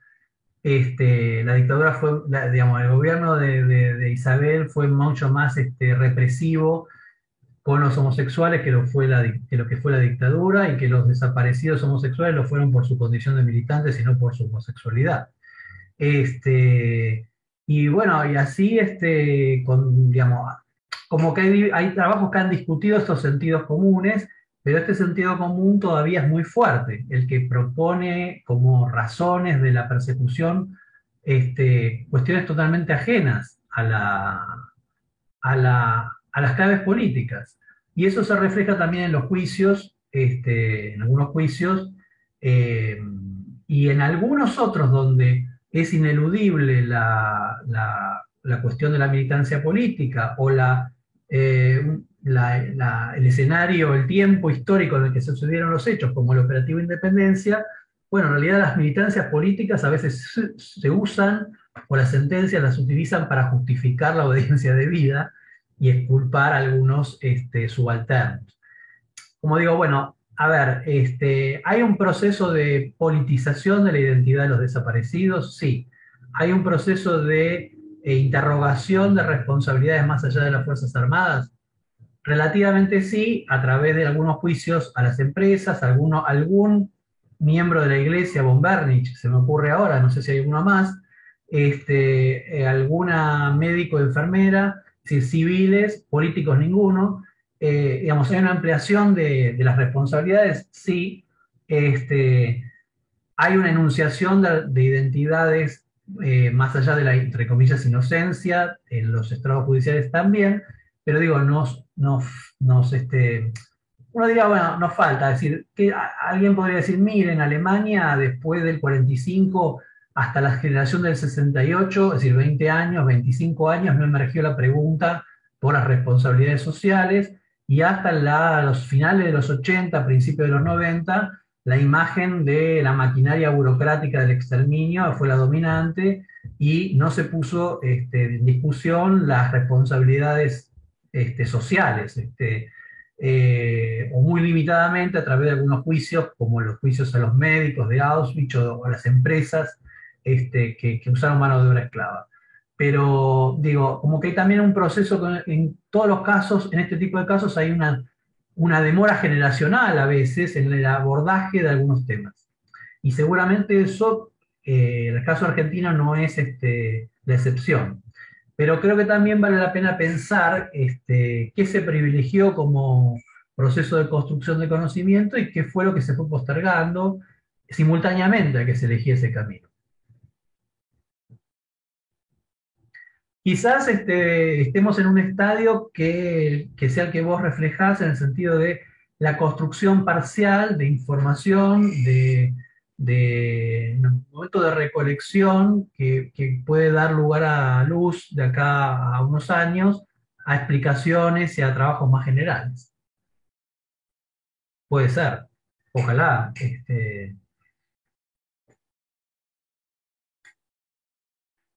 ¿Puedo decir algo? No, a mí me pasa particularmente bueno, yo hablo de Corrientes, que si bien los organismos de derechos humanos se encargaron de sistematizar toda esta información por una cuestión de la memoria, de hacer historia, pasa también que, o particularmente acá en Corrientes, que si bien ellos trataron de sistematizar todo esto en archivo, es difícil el acceso, digamos, a esos archivos. Claramente, o sea, puede ser por esto de la sensibilidad o por no ser familiar directo, digamos, y lo que genera por ahí es esa distancia en personas, digamos, que quieren estudiar este periodo que, por ejemplo, a mí me pasó que yo tuve que acudir al diario y que era poca la profundización que se dio del caso, digamos. Y otra cosa también que quería señalar, que también a mí me llamó la atención, la conceptualización de militante político, que uno, o sea, capaz por el campo, se tiende a conceptualizar a a quienes fueron partícipes como militantes políticos y en realidad por ahí cuando uno va a la causa no todos fueron militantes o no todos estuvieron dentro de un partido, sino que compartían una idea. Pero el campo académico, o sea, a mí, por ejemplo, me generaba esa duda al momento de nombrar, por ejemplo. No todos para mí eran militantes políticos, sino que tenían una idea o eran simplemente profesores que daban clases desde una perspectiva, pero que no militaban dentro de un partido. Entonces ahí también está el tema del perfil de estos actores en ese momento, digamos. No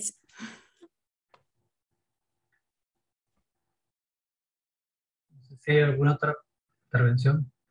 Hola Paola, tanto tiempo. Hola Emilio, mucho Yo siempre gusto. me acuerdo bueno, fui jurado de la tesis de Paola, una de las primeras tesis que fui jurado, y siempre la recuerdo como una de las mejores tesis que tuve el gusto de ser jurado. Y siempre me acuerdo Bueno, también el momento en que te recibiste, lo que dijiste y cómo ponderaste en la educación pública, el esfuerzo en el marco del esfuerzo que hiciste para terminar y de tu tesis y realizarla. Y bueno, siempre lo recuerdo con mucha emoción. Así que bueno, que muchas aprovecho gracias. para saludarte. Muchas gracias, Emilio. Yo también quería saludarte porque también tengo un muy bonito recuerdo de ese día, así que muchísimas gracias. Bueno. Muy emocionada por lo que dijiste, gracias. Y bueno, en relación a lo de Corrientes, bueno, en estos lugares donde ha habido menos casos de la represión ha sido más puntual, las sociedades son más conservadoras, el movimiento de derechos humanos ha sido más débil, es más complejo quizás la recolección de los datos, pero aquí voy a hacer referencia a una tesis que me tocó dirigir de Ayelen Merev, que está online en la Universidad Nacional de La Plata, sobre la historia de la represión y la memoria de la represión en el Bolsón, en Río Negro. Bueno, nosotros todos tenemos seguramente una imagen del Bolsón como, como lo propagandiza la, la gente local como paraíso mágico y natural, que lo es, pero a la vez Ayelen logró reconstruir, para mi sorpresa y mi satisfacción como director, porque digo, bueno, en el Bolsón no hubo desde los 70 para acá diarios que salieron de manera continua, ni diarios. Entonces la parte documental, ¿cómo iba a lograr captar las fuentes documentales? Y también cómo iba a lograr captar las fuentes testimoniales en un lugar donde se conocen todos, donde quizás mucha gente se iba a rehusar a hablar, bueno, y logró reunir una cantidad muy diversa e importante de fuentes documentales, entre ellas el informe que hizo la Comisión de Derechos Humanos de Río Negro, que dividió la provincia en zonas y una fue la parte andina y que incluyó el Bolsón. Logró entrevistar a todos los protagonistas de la historia. No solamente reconstruyó la desaparición del único desaparecido del Bolsón, sino que estableció el paradero de una persona que se creía desaparecida, que en realidad era una persona muy pobre, que había, fue llevada a la fuerza a cumplir el servicio militar y nunca había logrado regresar al pueblo. Su familia no sabía nada de él por 35 años. Reconstruyó la historia de los presos políticos del Bolsón, de los cesanteados, y también de cómo fue el trabajo de memoria desde la democracia para acá, a partir del trabajo de la Asamblea Permanente por los Derechos Humanos del Bolsón. Digo, trabajos como ese de memoria local, bueno, permiten reconstruir a escala local, bueno, estas responsabilidades sociales de las que hablaba antes, y estos trabajos se han multiplicado. Estoy pensando, por ejemplo, en la Comisión Provincial por la Memoria de la Provincia de Buenos Aires, y el proyecto de Jóvenes y Memoria ha sido un trabajo impresionante de reconstrucción de memorias locales, ¿no? A través ya de casi 20 años. Digo, no es que no, y lamentablemente no hay un trabajo doctoral sobre el programa Jóvenes y Memoria que ponga en perspectiva aquello que durante 18 años se ha reunido a través de esas microinvestigaciones que los estudiantes de escuelas de la provincia de Buenos Aires han realizado. Entonces, ha funcionado también ese programa en la provincia del Chaco, no sé si en otras provincias también. Bueno, eso sería un cúmulo, un corpus enorme para estudiar la dictadura y la represión a escala micro, que permitiría también componer un panorama nacional seguramente más rico, más denso de aquel tiempo.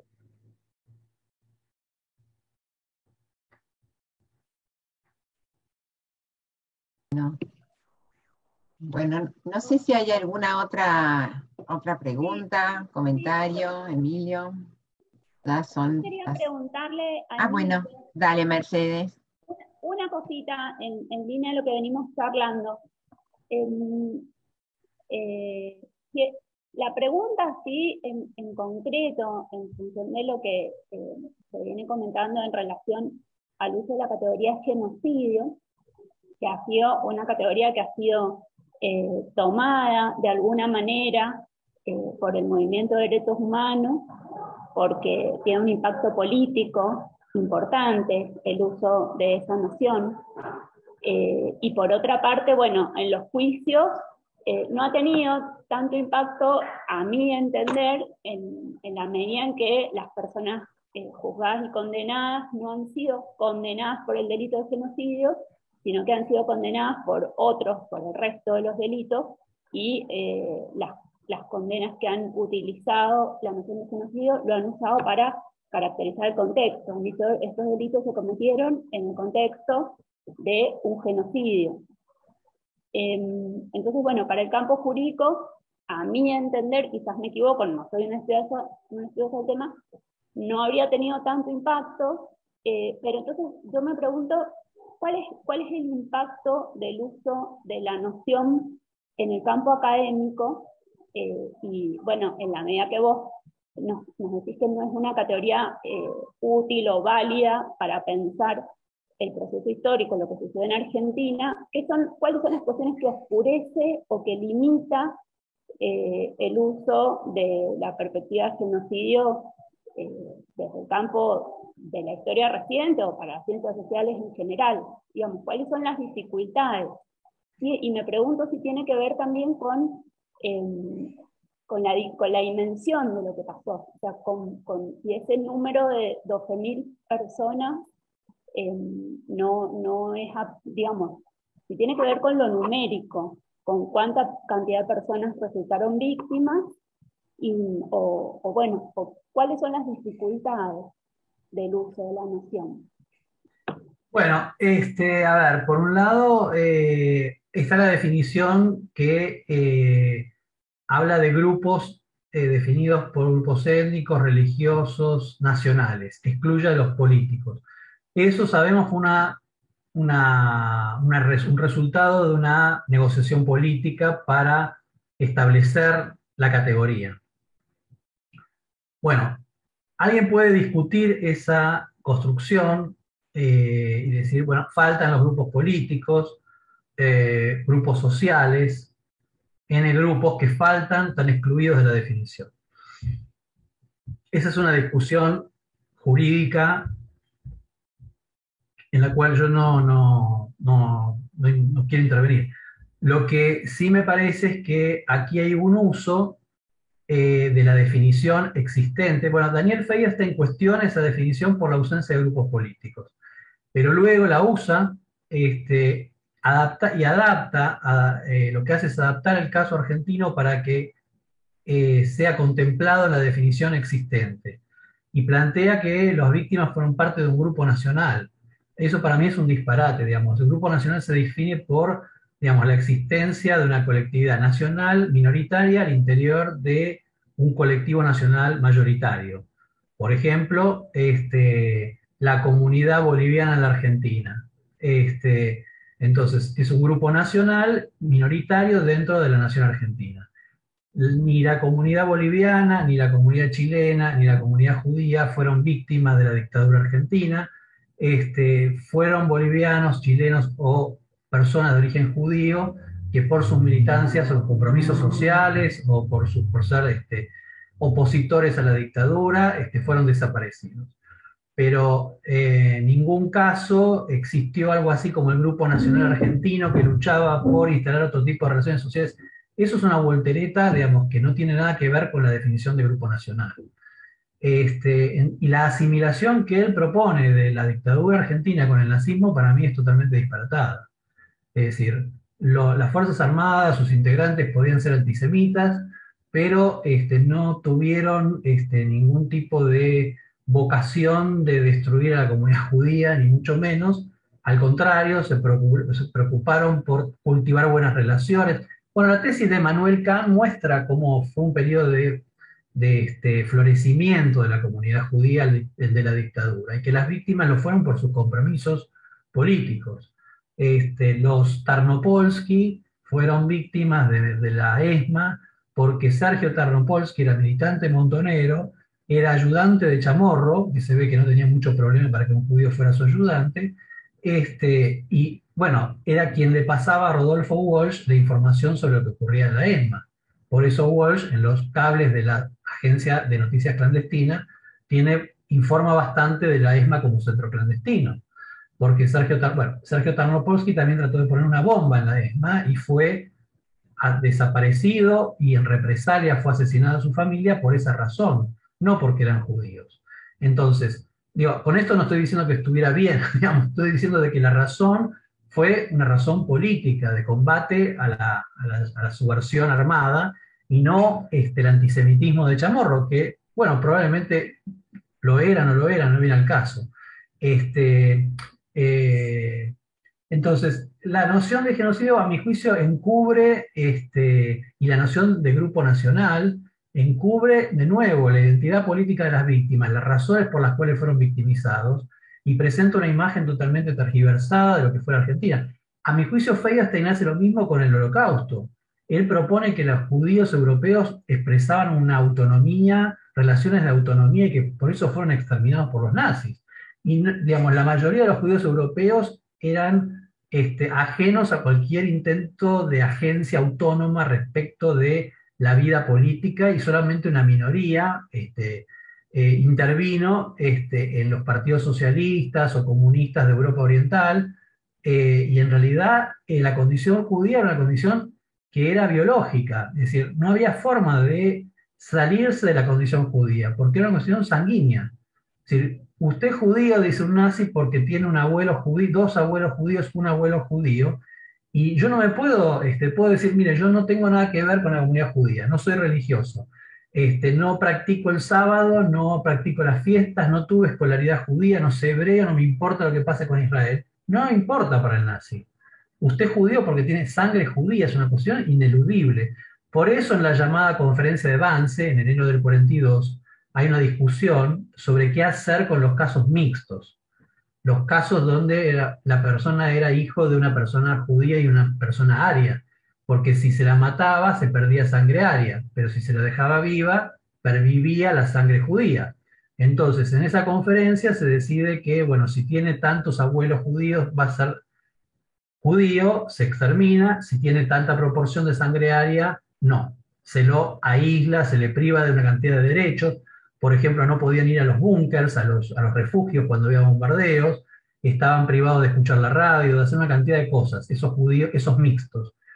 Lo que muestra que, y en el caso argentino, la posibilidad de recuperación, los prisioneros recuperados, los sobrevivientes, lo fueron en función de la creencia de los perpetradores de que habían asumido los valores del orden social, eran posibles de ser recuperados. En el caso de los judíos, todos eran irrecuperables.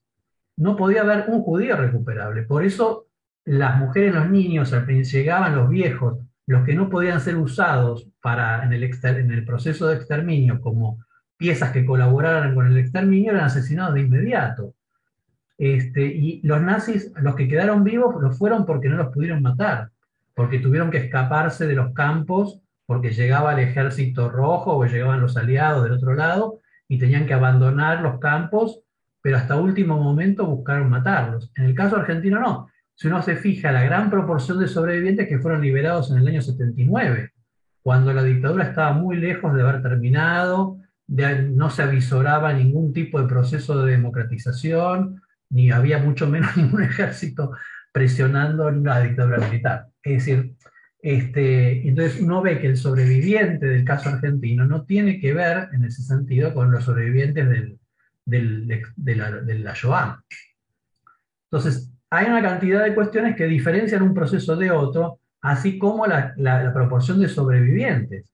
Si estamos hablando que hay un 27% de sobrevivientes de los desaparecidos, esa cifra no existe para Auschwitz o Treblinka. Le invito a que cada uno busque el campo de concentración y exterminio europeo que quiera y va a encontrar que no hubo 30% de sobrevivientes.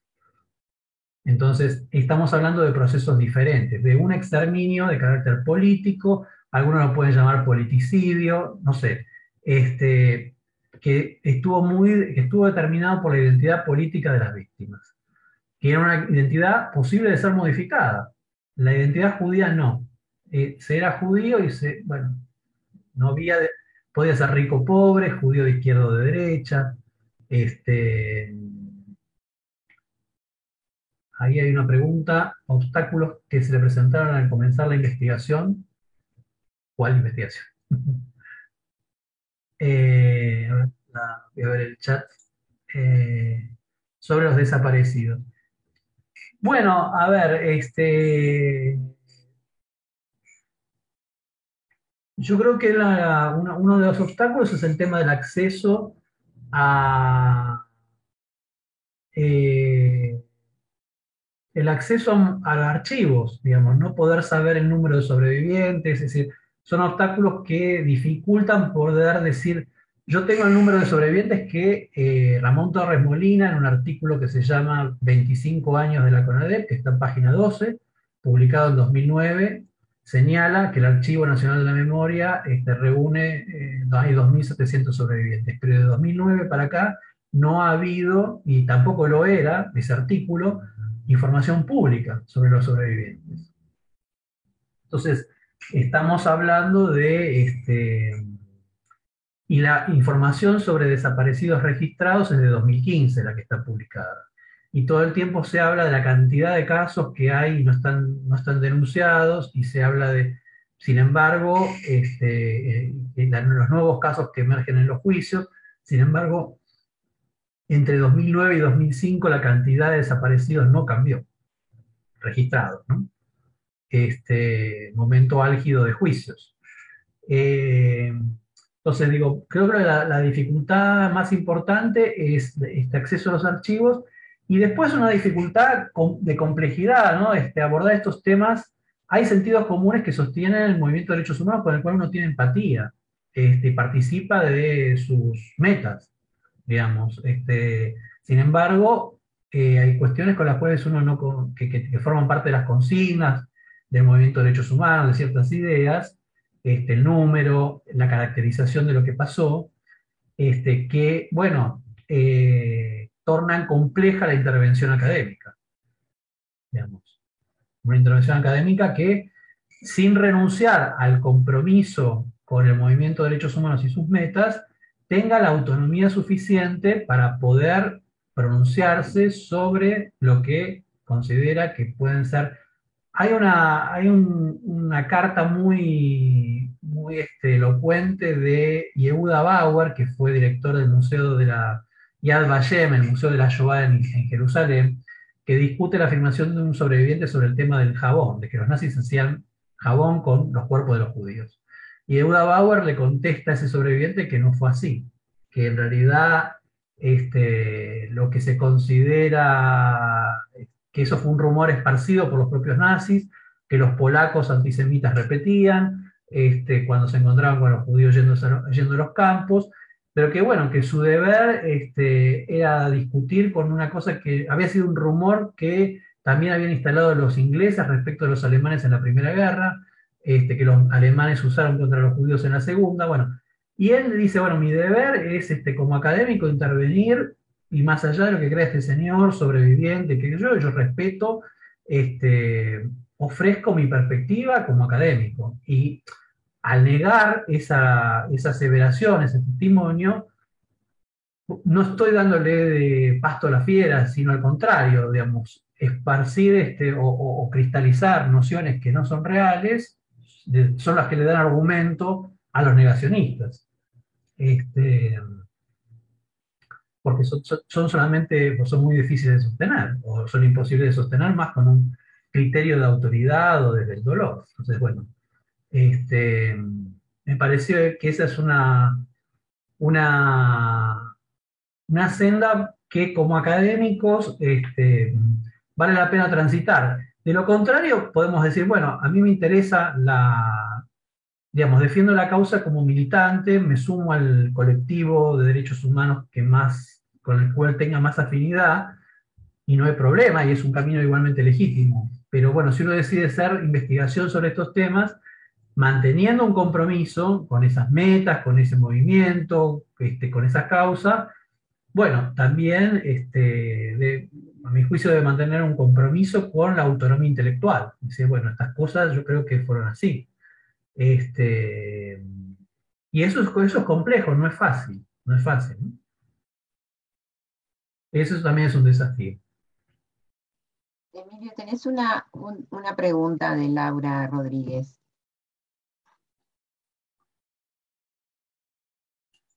No, estoy diciendo, bueno, las interpretaciones sobre el genocidio de los 30.000, digamos, traté de mostrar como que hay, durante muchísimos años, buena parte de los organismos de derechos humanos hablaban de la inocencia de los desaparecidos. Las madres, a lo sumo en el 83-84, decían, fueron opositores a la dictadura militar. Digamos, uno también podría decir de cuáles organismos y en qué momento. Las madres estuvieron en contra de cualquier tipo de museo y de monumento durante el menemismo. Después, ahora tienen una casa dentro de la ex-ESMA, digamos, y han participado del espacio. Digo, Entonces, es decir, bueno, yo me ascribo a las interpretaciones de los organismos. Sin embargo, las interpretaciones de los organismos también variaron. Entonces, siempre las ortodoxias así de dogmáticas son complejas porque siempre quedan desacomodadas al primer corrimiento de la iglesia a la cual se someten. Supongo que para los comunistas, cuando Khrushchev dijo los crímenes de Stalin, bueno, y habían sido negados hasta ese momento y todo el mundo a pie juntillas no existieron, bueno, cuando el propio secretario general del Partido Comunista habló de eso, bueno, debe haber sido un impacto. Entonces, evitar la subordinación, o si uno decide, bueno, asume, pero estas interpretaciones de la caracterización de lo que pasó, de la envergadura, de la dimensión de lo que pasó, de quiénes fueron las víctimas, si fue un grupo nacional, si fueron inocentes, bueno, eh, digo, esas interpretaciones, digo, son materia para mí de fuerte discusión, ¿no? Inclusive el movimiento de derechos humanos las ha abandonado, la cuestión de la inocencia, digamos. En buena medida la abandonó. Este,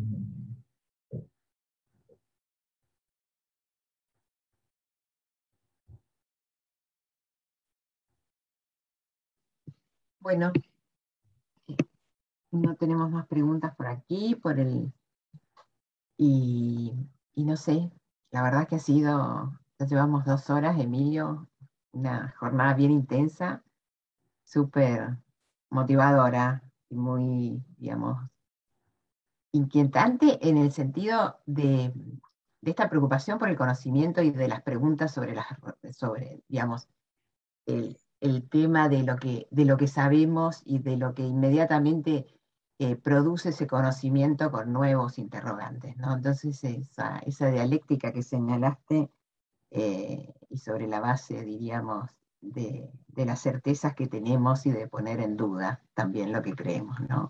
Así que me parece sumamente motivador, porque yo no practico la historia reciente, sino el pasado remoto, y son los mismos desafíos que tiene, digamos, mejorar el estado de conocimiento sobre lo que nos parece que es relevante, no solamente para establecer diálogos entre pasado y presente, sino para reconocer la especificidad, ¿no es cierto?, de las coyunturas específicas y los procesos, diríamos, selectivos de olvidos y recuerdos que organizan nuestras constituciones, tanto políticas como individuales, ¿no?, y sociales. Siempre hay un juego digamos, un juego no en el sentido de lúdico, digo, ¿no?, sino ese proceso selectivo.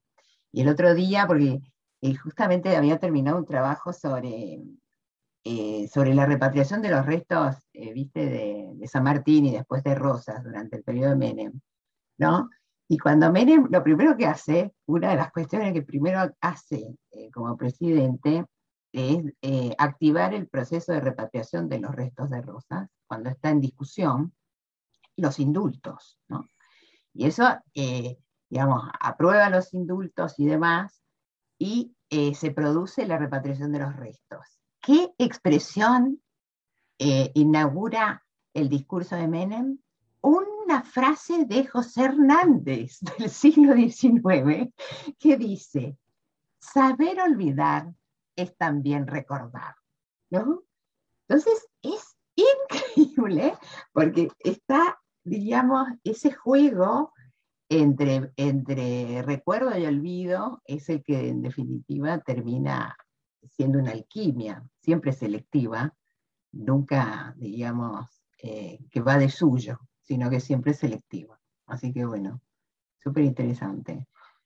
Bueno, gracias a vos y gracias a nuestros colegas, a todas las chicas, chicos que hemos estado en esta reunión, y bueno, te agradecemos y tendremos grabado y ante cualquier otra cuestión te convocaremos y volveremos a reunirnos, ojalá de manera presencial, que te tengamos por Mendoza, ya que viniste a la defensa de la tesis de Paola, que se vuelva a repetir tu visita a Mendoza, y bueno, que podamos vernos conversar, intercambiar opiniones y pasarla bien. Así que Bueno, muchas bueno, gracias. bueno, muchísimas gracias a vos, al instituto, a las colegas y los colegas. Para mí fue un gusto, una gran alegría participar del ciclo y bueno, también me ayuda a pensar, a revisar algunas cuestiones, la discusión de hoy. Así que bueno, muchísimas gracias de nuevo y ojalá pronto en persona. Ojalá, seguramente. Ya te volveremos a escribir, a conectar. Buenísimo, buenísimo. Listo, nos vemos. Chau, chau. Gracias. Chau, Saludos. chicas. Chao, que Chao, estén bien, Emilio, un cuídense. gusto. Chao, chao. Igualmente. Igualmente, que estés muy bien. Chao. Chau, Pao, me alegro Chao, verte. chao. Nos vemos igualmente. Chao, Chao, chao. Emilio, gracias. Chao, chao. Chao a vos. Chao.